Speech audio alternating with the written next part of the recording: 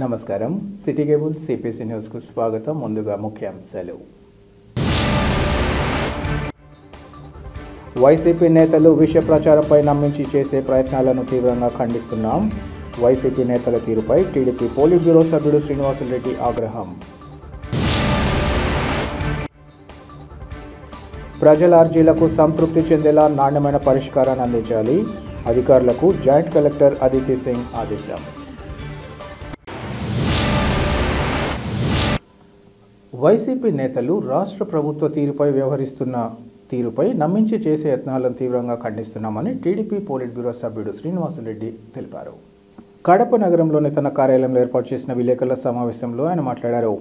మొన్నటి రోజు వచ్చిన మోంతా తుఫాను కారణంగా పెద్ద ఎత్తున నష్టం జరగగా చంద్రబాబు టెక్నాలజీని ఉపయోగించి నష్ట నివారణ తగ్గించగలిగారన్నారు.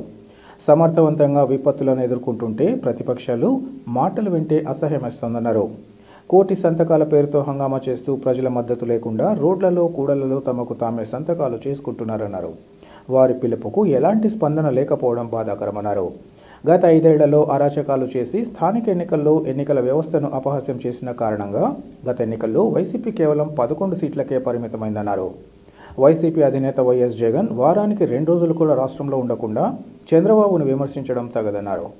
చంద్రబాబు సుపరిపాలన అనుభవాన్ని చూసి రాష్ట్రంలో పెట్టుబడులు పెట్టేందుకు ముందుకొస్తున్న తరుణంలో వైసీపీ నేతల తీరు ఏమాత్రం సరికాదన్నారు. వైసీపీ హయాంలో లిక్కర్, ఇసుక, మట్టి మాఫియా చెలరేగిపోగా చట్టం తన పని తాను చేసుకుపోతుందని అన్నారు. అటు పరిపాలన మళ్లీ వద్దని కోరుకుంటూ 94% ప్రజలు కూటమి ప్రభుత్వానికి మద్దతు ఇచ్చినట్లు ఆయన తెలిపారు. అప్పుల ఊబి నుంచి మళ్లీ సంపద సృష్టించే దిశగా రాష్ట్రం ముందుకు వెళ్తోందని అన్నారు. దేశంతో పాటు విదేశాల నుంచి పారిశ్రామికవేత్తలు రాష్ట్రానికి విచ్చేస్తున్నట్లు ఆయన తెలిపారు. పారిశ్రామికంగా వ్యవసాయ, సాగునీటి, విద్యుత్, గ్రీన్ ఎనర్జీ రంగాలలో రాష్ట్రం ముందుకు వెళ్తూ అన్ని సంక్షేమ పథకాలు అమలు చేస్తున్న తరుణంలో దుష్ప్రచారం చేయడం వైసీపీ నేతలకు తగదని ఆయన హితవు పలికారు.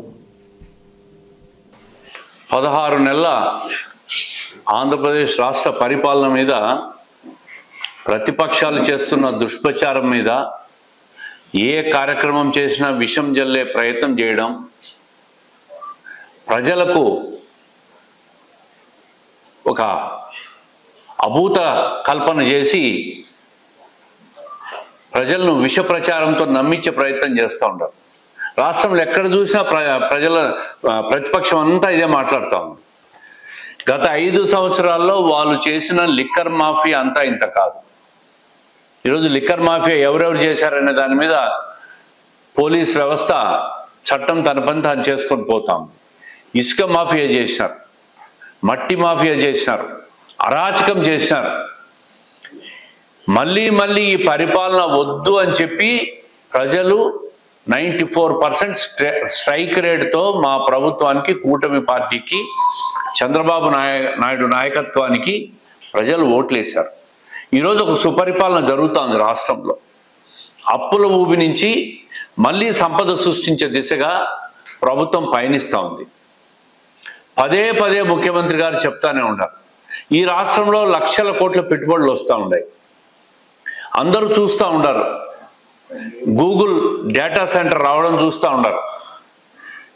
అదేవిధంగా కందుకూరులో బీపీసీఎల్ రిఫైనరీ పెట్టుబడులతో వస్తూ ఉంది, చూస్తూ ఉంటారు. అదే కాకుండా ఆర్ఎస్ మిట్టల్ స్టీల్ ఫ్యాక్టరీ విశాఖపట్నంలో వచ్చేదాన్ని చూస్తూ ఉన్నారు. దాదాపు ఇప్పటికే 10 లక్షల కోట్ల పైగా పెట్టుబడులు వచ్చినాయి. రేపు 13, 14 తేదీలో విశాఖపట్నంలో సిఐఏ సమ్మిట్లో కూడా, సిఐఏ సదస్సులో కూడా ఔత్సాహిక పారిశ్రామికవేత్తలంతా కూడా దేశం నుంచి కానీ విదేశాల నుంచి కానీ ఆంధ్రప్రదేశ్ రాష్ట్రంలో పెట్టుబడులు పెట్టేదని ముందుకు వస్తూ ఉన్నారు.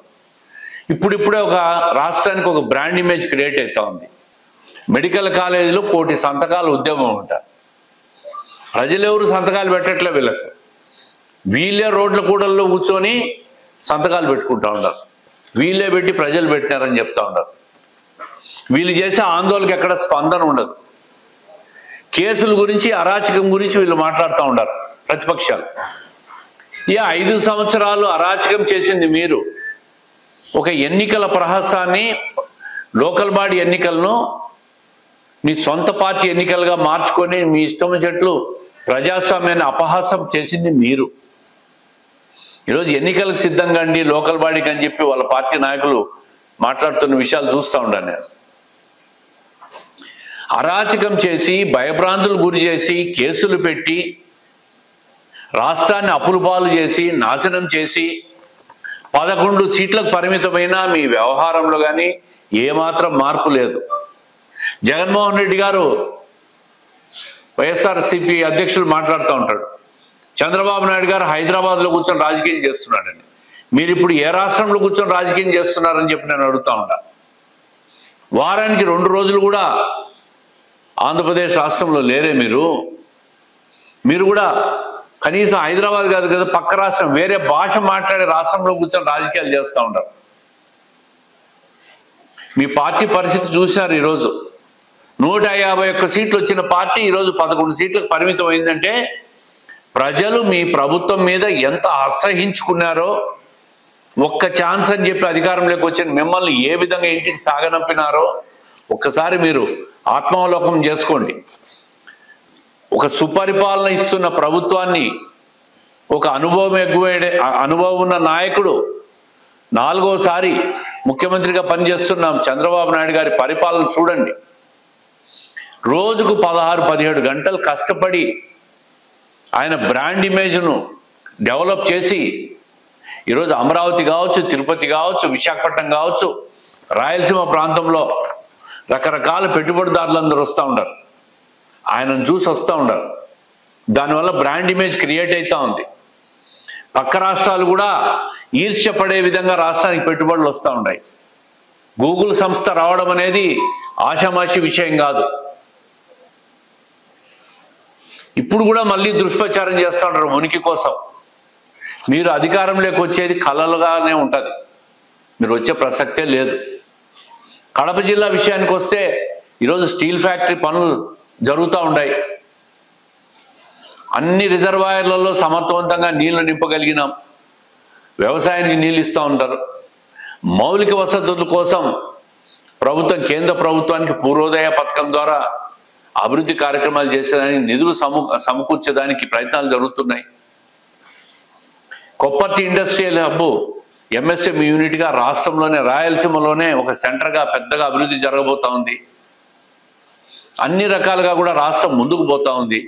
ముందుకు పోయే రాష్ట్రాన్ని మళ్ళీ మీరు భయభ్రాంతులు గురి చేసి పారిశ్రామికవేత్తలను బెదిరించి రాష్ట్రానికి రాకుండా చేసి బ్రాండ్ ఇమేజ్ని దెబ్బతీయొద్దండి. మీ మాటలతో మళ్ళీ మీరు వస్తే ఏమైపోతుందో ఈ రాష్ట్రం అని చెప్పి ప్రజలు భయపడతా ఉంటారు. దయచేసి రాష్ట్ర బ్రాండ్ ఇమేజ్ దెబ్బతీసే వ్యాఖ్యలు మీరు చేయొద్దని చెప్పి ప్రతిపక్షాలు విన్నవిస్తూ ఉండా. అదేవిధంగా ప్రజలు వీళ్ళు మాట్లాడే మాటలు ఎవరు కూడా ఆ సాక్షి పత్రిక చేసే రోతరాతలు నమ్మద్దండి. కేవలం ప్రభుత్వాన్ని దుష్ప్రచారం చేసేదానికే ఆ పత్రిక పుట్టింది. ఆ పార్టీ పుట్టింది కూడా దాని నుంచే, అవినీతి నుంచి పుట్టిన పార్టీ. ఎవరు ఏ పని చేసినా అవినీతిగా కనిపిస్తుంది. పచ్చకామెరలోకి లోకమంతా పచ్చగా కనపడినట్టు సాక్షి పత్రికకు కానీ దాని యజమానానికి కానీ లోకమంతా కూడా వాళ్ళు అవినీతి చేస్తే లోకమంతా అవినీతి చేశారు అనుకుంటారు. అందుకే ప్రజలు ఎట్టి పరిస్థితుల్లో వీళ్ళు చేసే వ్యాఖ్యలు కానీ వీళ్ళు చేసే మాటలు కానీ సాక్షి పత్రిక కానీ సాక్షి మీడియా ద్వారా వచ్చే వార్తలు ఎవరు కూడా నమ్మద్దు. ఈ ప్రభుత్వాన్ని ఆశీర్వదించండి. ఈ రాష్ట్రం ముందుకు పోయేదానికి ప్రజలు సహకరించండి అని చెప్పి మీడియా ద్వారా విజ్ఞప్తి చేస్తూ ఉంటా. ప్రజా సమస్యల పరిష్కార వేదిక ద్వారా స్వీకరించిన అర్జీలకు అర్జీదారుడు సంతృప్తి చెందేలా నాణ్యమైన పరిష్కారాన్ని అందించాలని అన్ని శాఖల అధికారులను జాయింట్ కలెక్టర్ అదితి సింగ్ ఆదేశించారు. ఈరోజు కలెక్టరేట్లోని సభాభవనం సమావేశంలో ప్రజా సమస్యల పరిష్కార వేదిక ద్వారా అర్జీల స్వీకరణ కార్యక్రమం జరిగింది. ఈ సమావేశానికి జిల్లా జాయింట్ కలెక్టర్ అదితి సింగ్తో పాటు డిఆర్ఓ విశ్వేశ్వర నాయుడు, వివిధ శాఖల జిల్లా అధికారులు హాజరై ప్రజల నుంచి ఫిర్యాదులను స్వీకరించారు. ఈ సందర్భంగా జేసీ మాట్లాడుతూ ఫిర్యాదుదారుల విజ్ఞప్తులను సంబంధిత అధికారులు క్షేత్రస్థాయికి స్వయంగా వెళ్లి క్షుణ్ణంగా పరిశీలించి పారదర్శకంగా విచారణ చేపట్టి అర్జీదారుడు సంతృప్తి చెందేలా నిర్ణీత గడువులోపు పరిష్కరించాలన్నారు. అర్జీలు పెండింగ్ లేకుండా చూడాలని ఈ సందర్భంగా సూచించారు. అర్జీల విచారణ కోసం కింది స్థాయి అధికారులను పంపకుండా స్వయంగా ఉన్నతాధికారి వెళ్లాలని అన్నారు. ఎవరన్నా అర్జీలపై నిర్లక్ష్యం వహిస్తే ఉపేక్షించేది లేదని అధికారులను ఈ సందర్భంగా హెచ్చరించారు. ఈ కార్యక్రమంలో జెడ్పీ సీఈఓ తదితరులు పాల్గొన్నారు.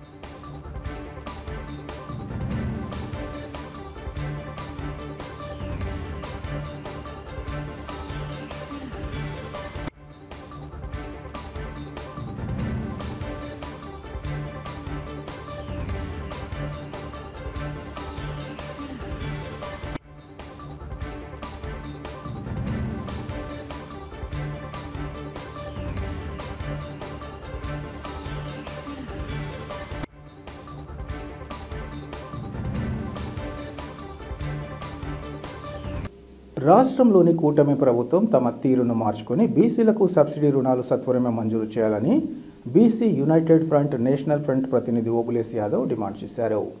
ఈ మేరకు బీసీ యునైటెడ్ నేషనల్ ఫ్రంట్ ఆధ్వర్యంలో బీసీలకు సబ్సిడీ రుణాలు మంజూరు కోరుతూ కలెక్టరేట్ ఎదుట ధర్నా నిర్వహించారు. ఈ సందర్భంగా ఆయన మాట్లాడుతూ రాష్ట్ర వ్యాప్తంగా బీసీలకు సబ్సిడీ రుణాలు మంజూరుకు సంబంధించి నోటిఫికేషన్ జాబితా ప్రకటించి 11 నెలలు అవుతున్నా నేటికి నిధులు అందించకపోవడం తగదన్నారు. 1,00,000కు పైగా దరఖాస్తుదారులకు రుణాల కోసం ఎదురుచూపులు తప్పడం లేదన్నారు.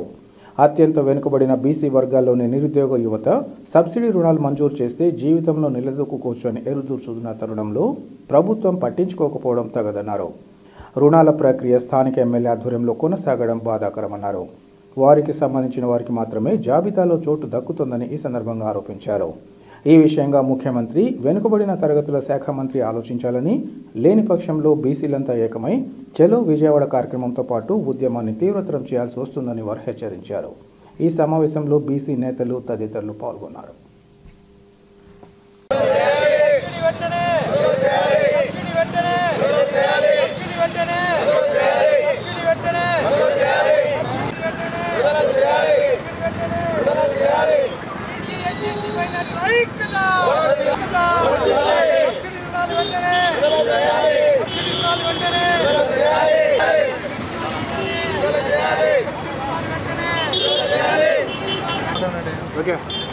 రాష్ట్ర వ్యాప్తంగా గత సంవత్సరంలో రాష్ట్ర కూటమి ప్రభుత్వం అధికారులకి రాష్ట్రంలో బీసీలకు సబ్సిడీ రుణాలు మంజూరు చేస్తామని చెప్పి ప్రకటన చేశారు. అధికారంలోకి వచ్చినటువంటి వెంటనే సబ్సిడీ రుణాలు కూడా ఇవాళ నోటిఫికేషన్ ఇచ్చి సెలక్షన్ లిస్ట్ కూడా ఫైనల్ చేసిన తర్వాత ఇవాళ దాదాపు 11 నెలలు పూర్తవుతా ఉంది. రాష్ట్రంలో ఉన్నటువంటి 1,00,000 పైచీలకు దరఖాస్తుదారులకు ఇవాళ సబ్సిడీ రుణాలు వేయకోకుండా రాష్ట్ర ప్రభుత్వం నిర్లక్ష్యం వహిస్తూ ఉంది. ఇప్పటికే బీసీలు అత్యంత వెనుకబడినటువంటి వర్గాలుగా ఉన్నటువంటి వాళ్ళు ఆర్థికంగా యువత ఏదో తన కాళ్ళ మీద నిలబడడానికి ఇది ఉపయోగపడుతుంది అనుకుంటే ఇవాళ రాష్ట్ర ప్రభుత్వం సబ్సిడీ లోన్ల మంజూరులో పూర్తి స్థాయిలో నిర్లక్ష్యం వహిస్తూ ఉంది. దీంట్లో ఆయా స్థానిక ఎమ్మెల్యేల పాత్ర కీలకంగా ఉంది.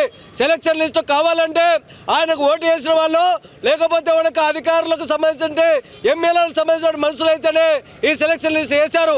మొత్తానికి ఏమైనా సెలక్షన్ లిస్టు పూర్తయినా ఇవాళ సబ్సిడీ రుణాలు మంజూరు చేయకోకుండా రాష్ట్ర ప్రభుత్వం అలసత్వం వహించడం సరైనది కాదు.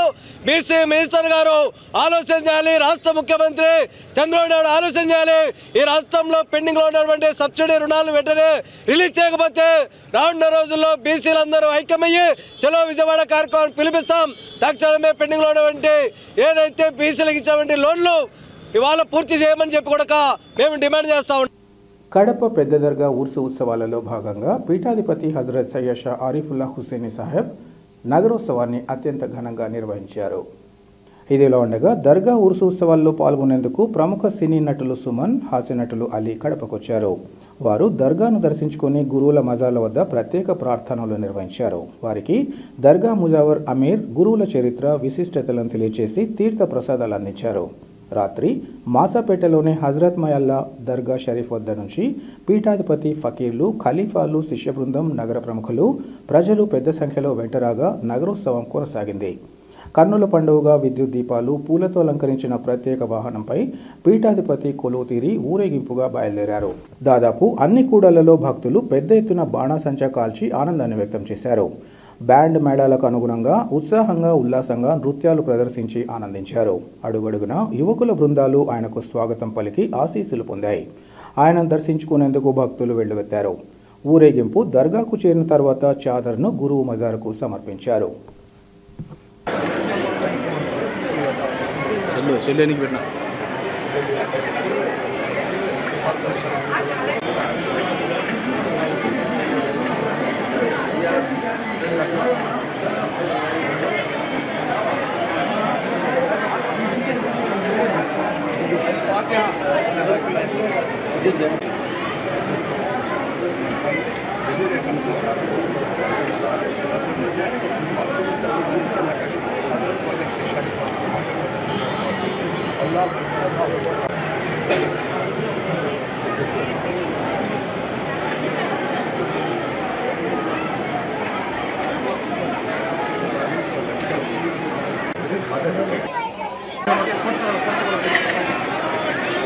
అందరికీ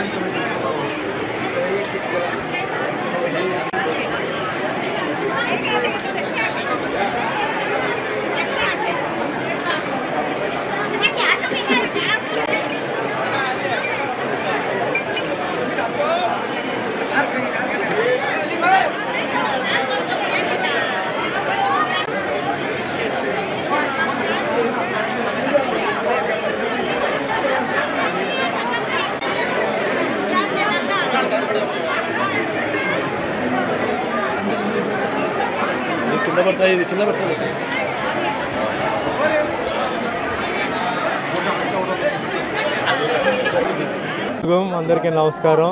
ఈరోజు కడపలో ఉన్నాను. మీ అందరూ తెలుసు ఈ 5 రోజుల నుంచి ఇక్కడ ఉత్సవాలు జరుగుతున్నాయి.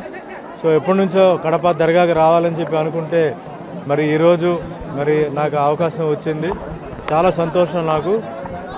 ఎందుకంటే నేను ఈరోజు ఈ స్థాయిలో నేను ఉన్నానంటే నేను చిన్నప్పుడు పుట్టింది పెరిగింది చెన్నైలో మా ఇంటి పక్కనే జినా టైలర్స్ అని చెప్పేసి వాళ్ళ ముస్లిమ్స్ ఫ్యామిలీ.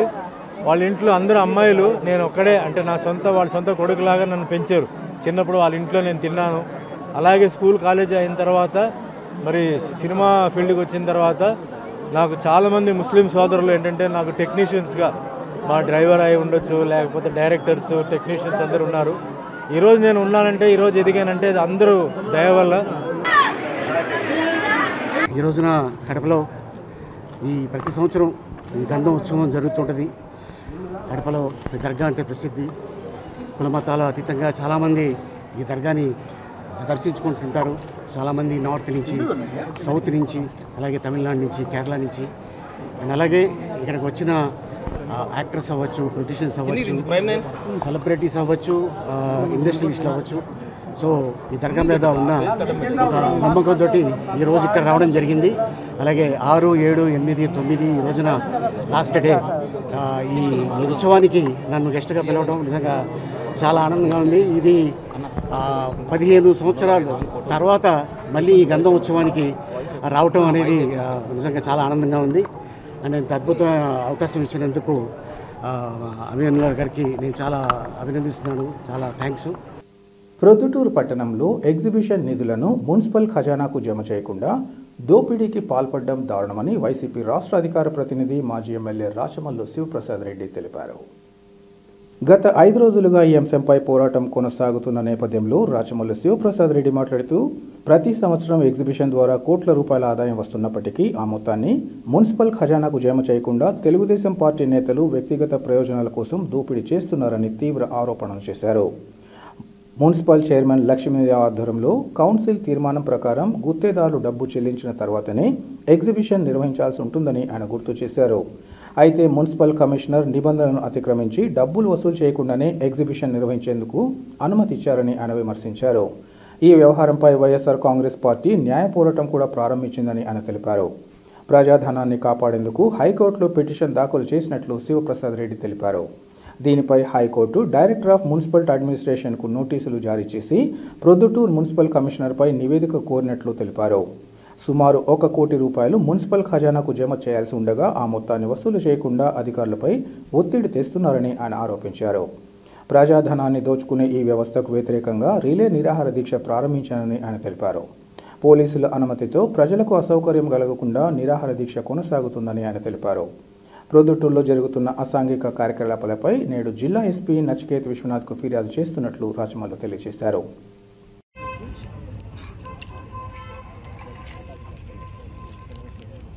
మేము ఒకవైపు ఉద్యమ ఒత్తిడి తీసుకొస్తూ నిరసన కార్యక్రమాల ద్వారా ఉద్యమాల ద్వారా ఒత్తిడి తెస్తూ మరొక వైపు న్యాయ పోరాటం కూడా వైఎస్ఆర్ కాంగ్రెస్ పార్టీ చేసింది. ఎగ్జిబిషన్ విషయంలో అత్యున్నతమైన రాష్ట్ర న్యాయస్థానం హైకోర్టుకు పోయి మేము మా సొంత డబ్బులను పెట్టి న్యాయస్థానంలో ప్రజాధనాన్ని కాపాడడానికి మా డబ్బును వేసి లక్షల రూపాయలు లాయర్కి ఇచ్చి అక్కడ కేసేసినాం. ఏమని, అయ్యా ఈ మున్సిపల్ కమిషనర్ గారు రూల్స్ను అతిక్రమించి అంత డబ్బు కట్టించుకునే తర్వాతనే వర్క్ ఆర్డర్ ఇవ్వాల్సి ఉంటే డబ్బు కట్టించుకోకుండా ఎగ్జిబిషన్ నిర్వాహకులకు స్థలం అప్పజెప్పినాడు. ఇప్పుడు ఎగ్జిబిషన్ వాళ్ళు డబ్బు కూడా కట్టడం లేదు. ప్రజాధనం ఎగవేతకు గురి అవుతూ ఉంది. కాబట్టి ఈ డబ్బును కట్టించండి. రెండవది, నిబంధనలకు నీళ్లు వదిలి చట్టాన్ని అతిక్రమించి పనిచేసిన కమిషనర్ గారి పైన చర్యలు తీసుకోండి అని మేము కోర్టుకు పోయినాం. న్యాయస్థానం సానుకూలంగా స్పందించి ఈ మున్సిపల్ కమిషనర్ గారికి పురపాలక సంఘ డిపార్ట్మెంట్కి సంబంధించిన రాష్ట్రంలో ఉండే డైరెక్టర్ ఆఫ్ మున్సిపల్ అడ్మినిస్ట్రేషన్ వారికి అక్షింతలేసింది. అక్షింతలు బాగా గట్టిగా డిఎంఏ గారికి నోటీసులు ఇచ్చినారు. అంటే ఈ రాష్ట్రంలో పురపాలక సంఘాలకు పెద్ద అధికారి ఎవరైతే డైరెక్టర్ ఆఫ్ మున్సిపల్ అడ్మినిస్ట్రేషన్ ఉంటాడో ఆయనకు నోటీసులు ఇచ్చింది. ప్రొద్దుటూరులో మీ మున్సిపల్ కమిషనర్ గారు నిబంధనలను అతిక్రమించి ఎందుకు ఎగ్జిబిషన్ నిర్వాహకులకు వర్క్ ఆర్డర్ ఇచ్చినాడు, డబ్బు కట్టించుకోకుండా ఎందుకు చేసినాడు, ఇప్పటి వరకు ఎంత డబ్బు కట్టినారు, అతనిపైన ఏ చర్యలు తీసుకున్నారు, ఒక నివేదిక మాకు ఇవ్వండి అని చెప్పి డిఎంఏ గారికి హైకోర్టు నోటీస్ ఇచ్చింది. ఎప్పుడైతే హైకోర్టు డిఎంఏ గారికి నోటీస్ ఇచ్చిందో డిఎంఏ గారు కమిషనర్ గారికి తట్టడుచున్నాడు. నెద్దెత్తిన బాగా కుంకుమ పసురు రసం వేసి తట్టడుచున్నాడు. డబ్బు కట్టినాయన, నువ్వు డబ్బు కట్టియకుంటే నీ ఉద్యోగం పోతుంది, నీ డబ్బులో నీ జీతం నువ్వు రావాల్సిన అరియర్స్లో నుంచి డబ్బు కట్టాల్సిన పరిస్థితి వస్తుందని చెప్పి డిఎంఏ గారి దగ్గర నుంచి ఈయనకు ఒత్తిడి. ఒకవైపు హైకోర్టు వారి యొక్క ఒత్తిడి మేరకు ఉన్నతాధికారులు ఒత్తిడి చేయడము, ఒకవైపు వైఎస్ఆర్ కాంగ్రెస్ పార్టీ ప్రొద్దుటూరు పట్టణంలో తీవ్రమైనటువంటి ఉద్యమ ఒత్తిడి తీసుకురావడం వలన కమిషనర్కు దిక్కుదెలైన పరిస్థితి ఏర్పడింది. నమ్మిన కమిషనర్ ఈ పొద్దు చింతించాల్సిన పరిస్థితి వస్తుంది. ఈరోజు చింతించాల్సిన పరిస్థితి వస్తుంది. కాదు గుర్దు డబ్బు కట్టాల్సిందని ఈరోజు కమిషనర్ ఒత్తిడి చేస్తున్నాడు. ఈరోజు కమిషనర్ మా దావకు వచ్చినాడు, ప్రజల దావకు వచ్చినాడు, మా దావకుతో పాటు ప్రజల దావకు వచ్చినాడు. ప్రజాధనాన్ని కట్టించడానికి కమిషనర్ మనసా వాచే కర్మేన ఇప్పుడు పనిచేస్తున్నాడు. చేసిన తప్పుకు పశ్చాత్తాపడుతూ వాళ్ళతో డబ్బు కట్టించేదానికి ప్రయత్నం చేస్తున్నాడు. ఇప్పుడు మున్సిపల్ కమిషనరు ఏర్చేది ఒకటి తక్కువ, మానసిక సంఘర్షణకు గురవుతున్నారు అధికారులు, ఆర్ఓలు కానీ ఆర్ఐలు కానీ మున్సిపల్ కమిషనర్ కానీ. అయినా కూడా స్థానిక ఎమ్మెల్యే వరదరాజరెడ్డి గారికి వారి కుమారుడు కొండారెడ్డి గారికి ఏమాత్రం పాపభీతి లేదు, ఏమాత్రం కమిషనర్ పట్ల పాపభీతి లేదు, ఏమాత్రం ప్రజాధనం పట్ల ఆపేక్ష లేదు. రాష్ట్రంలోని చేనేత వర్గాలు ఎదుర్కొంటున్న సమస్యలపై దృష్టి సారించి వాటిని సత్వరమే పరిష్కరించాలని ఆంధ్రప్రదేశ్ చేనేత కార్మిక సంఘం కడప జిల్లా చేనేత సమితి ఇంకా ఏఐటీయూసీ నాయకులు డిమాండ్ చేశారు. చేనేత వర్గాల సమస్యల పరిష్కారం కోసం ఏఐటీయూసీ ఆధ్వర్యంలో చేనేత కార్మికులు కలెక్టరేట్ ఎదుట ధర్నా నిర్వహించారు. ఈ సందర్భంగా వారు మాట్లాడుతూ గత ఎన్నికల సందర్భంగా కూటమి నేతలు చేనేత వర్గాలకు అనేక హామీలు ఇచ్చారని, అయితే వాటిని అమలు చేయడంలో విఫలమయ్యారన్నారు. రాష్ట్రంలో వ్యవసాయ రంగం తరువాత చేనేత రంగంపైనే అధిక మంది ఆధారపడి జీవనం సాగిస్తున్నారన్నారు. జాతీయ చేనేత దినోత్సవమైన ఆగస్టు 7న సీఎం చేనేతలకు ఉచిత విద్యుత్పై హామీ ఇచ్చినా అది నేటికి నెరవేరలేదన్నారు.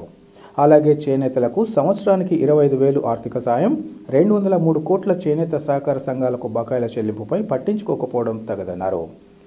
అదేవిధంగా కలెక్టర్ జిల్లాలోని చేనేత సొసైటీలపై కూడా విచారణ జరిపి బోగస్ సొసైటీలను రద్దు చేయాలని, ఇతర న్యాయమైన చేనేతల సమస్యలు పరిష్కరించాలని కోరుతున్నామన్నారు.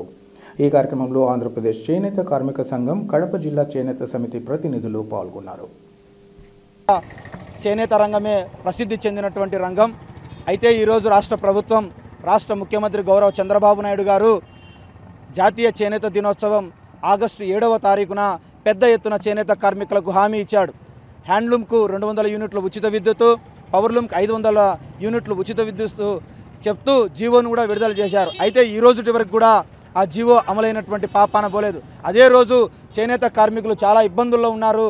ప్రతి చేనేత కుటుంబానికి 25,000 రూపాయలు నేతన్నకు ఆసరా అనేటువంటి ఒక కొత్త పథకం తెచ్చి మిమ్మల్ని అందరినీ ఆదుకుంటానని చెప్పినటువంటి ముఖ్యమంత్రి గారు కానీ, హ్యాండ్లూమ్ మినిస్టర్ చేనేత మినిస్టర్ సవితమ్మ గారు కానీ, ఈ జిల్లా ఇన్ఛార్జి మినిస్టర్ అయినటువంటి వారు కూడా ఇంతవరకు కూడా అమలు చేసినటువంటి పాపాన ఎక్కడా కూడా పోలేదు. అంతేకాదు మొత్తం రాష్ట్ర వ్యాప్తంగా 203 కోట్ల రూపాయలు చేనేత సహకార సంఘాలకు రాష్ట్ర ప్రభుత్వం బకాయిలు ఉంది. వెంటనే ఆ బకాయిలన్నింటినీ కూడా విడుదల చేయాలని డిమాండ్ చేస్తూ ఉన్నాం. అలాగే ఈ జిల్లాలో చాలా జమ్మలమడుగు, వేపరాల, మైలవరం, దొమ్మరనంద్యాల, అలా మాధవరం లాంటి ప్రాంతాలలో బోగస్ సొసైటీలు ఉన్నాయి. ఈ బోగస్ సొసైటీల మీద కూడా గౌరవ జిల్లా కలెక్టర్ గారు విచారణ జరపాలా. విచారణ జరిపి బోగస్ సొసైటీలన్నింటినీ కూడా ఈ జిల్లాలో రద్దు చేయాలని మేము ఈ సందర్భంగా ఆంధ్రప్రదేశ్ చేనేత కార్మిక సంఘం కడప జిల్లా సమితి నుంచి విజ్ఞప్తి చేస్తాం. వార్తలు ముగించే ముందు ముఖ్యాంశాలు మరోసారి. వైసీపీ నేతలు విష ప్రచారంపై నమ్మించి చేసే ప్రయత్నాలను తీవ్రంగా ఖండిస్తున్నాం. వైసీపీ నేతల తీరుపై టీడీపీ పోలిట్ బ్యూరో సభ్యుడు శ్రీనివాసులరెడ్డి ఆగ్రహం. ప్రజల అర్జీలకు సంతృప్తి చెందేలా నాణ్యమైన పరిష్కారాన్ని అందించాలి. అధికారులకు జాయింట్ కలెక్టర్ అదితి సింగ్ ఆదేశం. సిటీ కేబుల్ సిపిఎస్ న్యూస్ ఇంతటితో సమాప్తం. నమస్కారం.